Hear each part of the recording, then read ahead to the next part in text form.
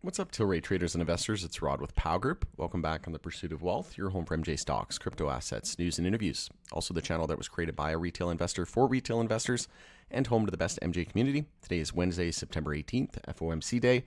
They decided to cut rates by 50 basis points, as I mentioned, was more than likely going to be the case.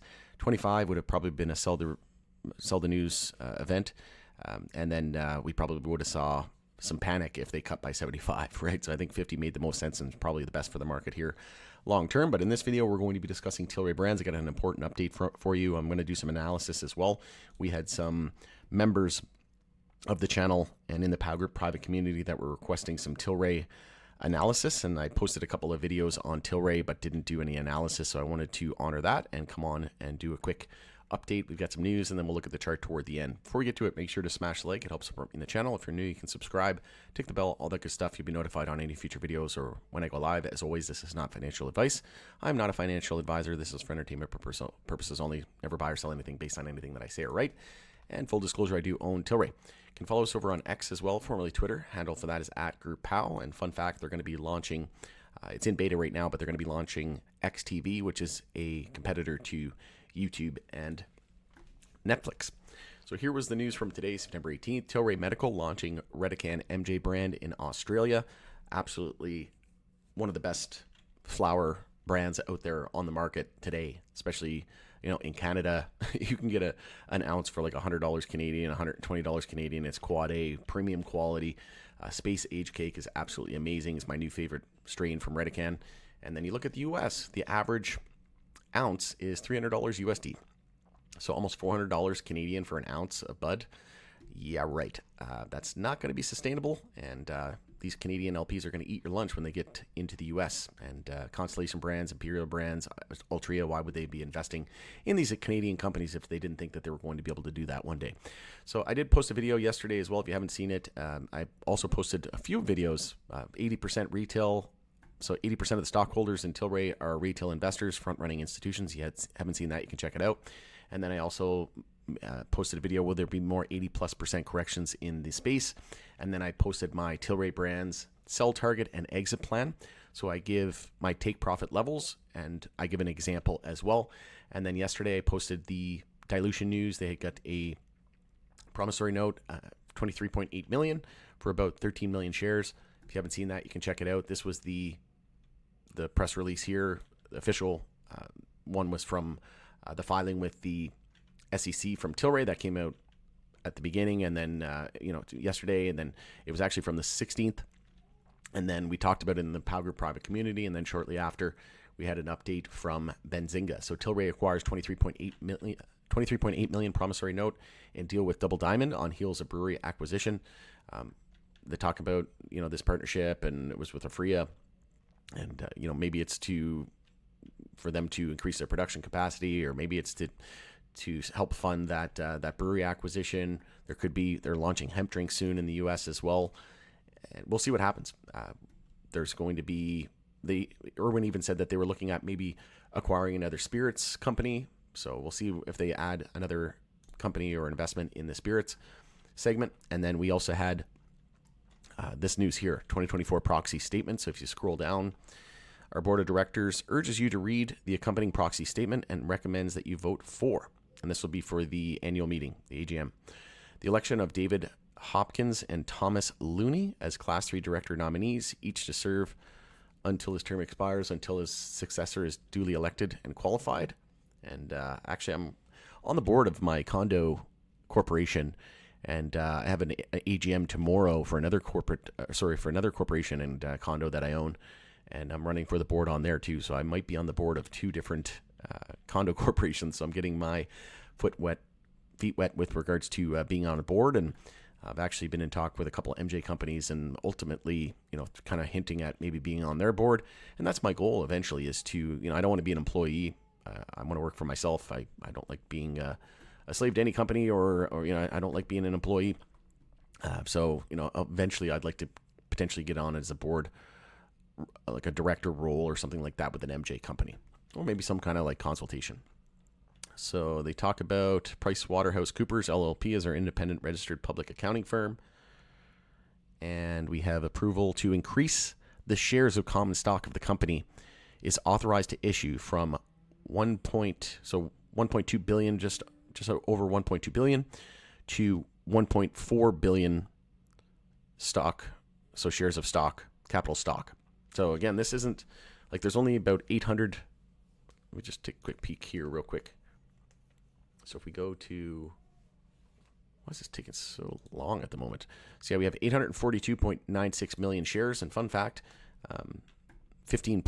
Apple has 15.2 billion shares. And back in 1997, there was only one stock split. In 1987, it was only a 2-for-1 regular stock split.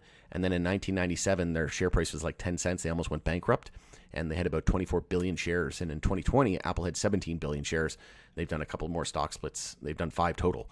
So if you think 800 million is a lot, well, Apple used to have about 24 billion shares before it went bankrupt, almost went bankrupt in 1997, if not for Microsoft investing $150 million to save them.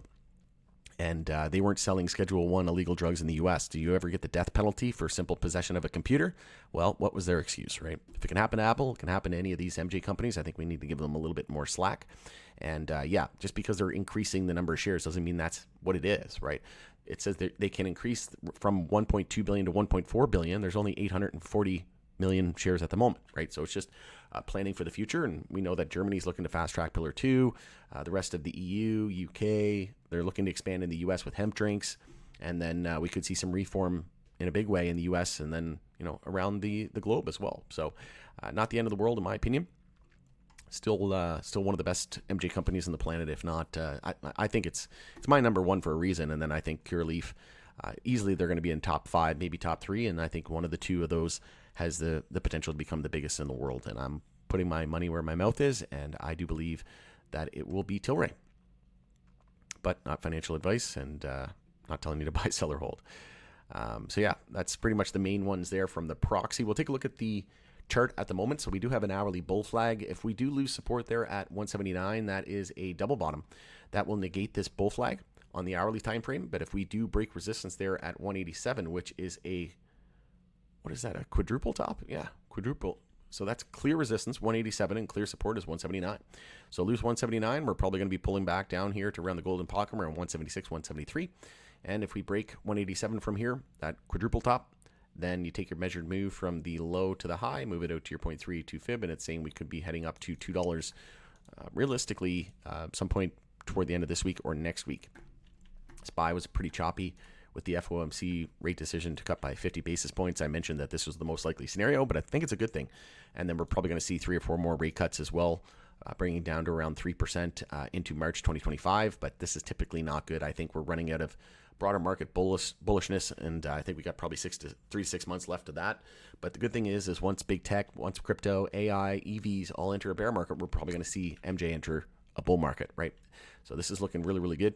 But very important chart at the moment would be the EMAs. So you can see here on the monthly time frame on Tilray, we're gearing up for a potential close. If we can see 2, preferably 3 candle closes over that monthly EMA 12, and that's sitting at 206, then I think it's go time.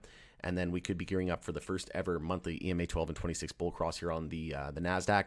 It's probably going to be at least 3 to 6 months before we see those cross, but I think we could easily see some serious momentum here into October. I think we're going to see some turbulence. I mentioned for the last few months that we probably see one more leg down on the MJ space, and that's what we've been seeing. But over the next couple of weeks, I think it's going to be a little turbulent, but into October, we're probably going to see MJ really start to get pumped by these political campaigns into the election. So be watching for that monthly 2, preferably 3 monthly candle closes over that monthly EMA 12. We're gearing up for a weekly EMA 12 and 26 bull cross. And what do you notice about this chart?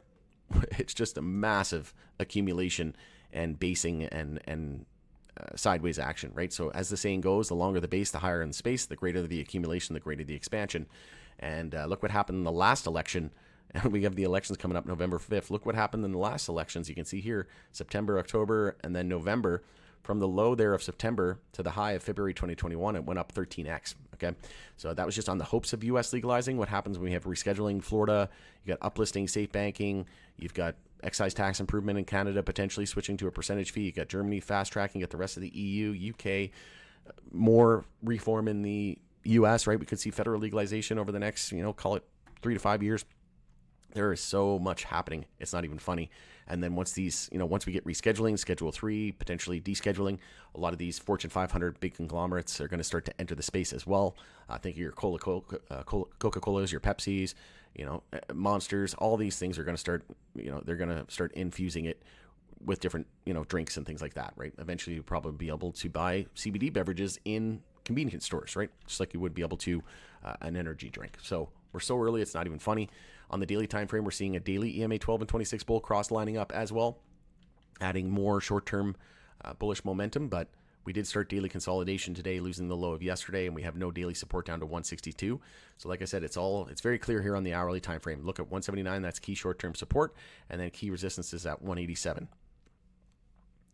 And then one thing I'm looking at here on the weekly time frame as well is we're gearing up for a stochastic bull cross and a MACD bull cross. That's actually happening now, and we're set to close over the 10-week moving average potentially this week. We'll want to close over $1.80 to continue that positive momentum.